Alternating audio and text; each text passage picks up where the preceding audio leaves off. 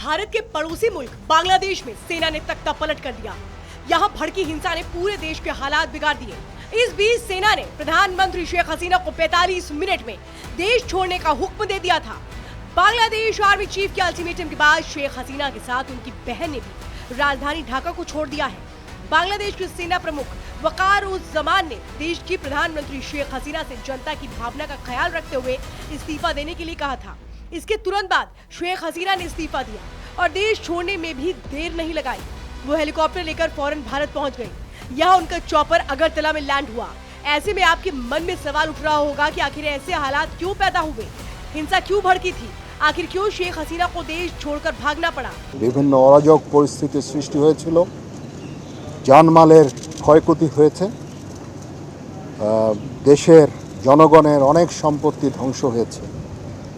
তো সেগুলোকে রক্ষা করার জন্য মূলত এবং জনগণের নিরাপত্তা দেওয়ার জন্য আমাদেরকে সেনাবাহিনীকে নিয়োগ দেওয়া হয়েছে। তো আমরা নিয়োগপ্রাপ্ত হয়ে আমরা ডিপ্লয় করেছি। 48 ঘন্টার মধ্যেই আমি মনে করি যে একটা স্বাভাবিক পরিস্থিতি ফেরত এসেছে। बांग्लादेश में आरक्षण के मुद्दे को लेकर कई बार हिंसा भड़की थी।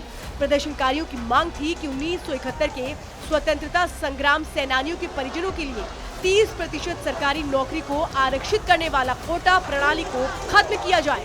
पहले जब हिंसा भड़की थी तब कोर्ट ने कोटे की सीमा को घटा दिया था।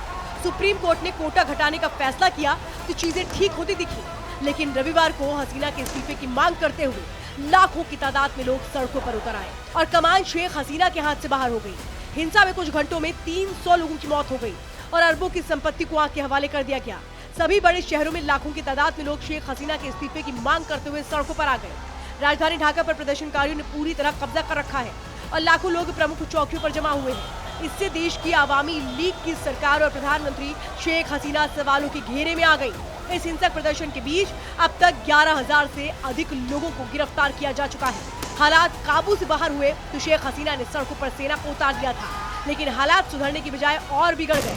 इधर अधिकारियों ने दावा किया कि प्रदर्शनकारियों ने पुलिस स्टेशनों, सत्तारूढ़ पार्टी के कार्यालयों और उनके नेताओं के आवासों पर हमला किया और कई गाड़ियों को जला दिया। सरकार ने Meta platform, Facebook, messenger, WhatsApp और इंस्टाग्राम को बंद करने का आदेश दिया।